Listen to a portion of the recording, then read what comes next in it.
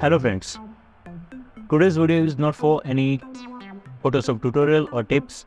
In this video, I am just showing my some work for digital painting. I convert photos into a digital art form that's called digital painting.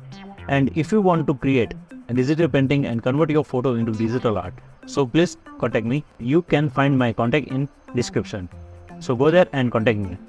And if you want to learn how to make digital painting, so the link was the video in description and also in I button. So go there and watch my digital paintings video.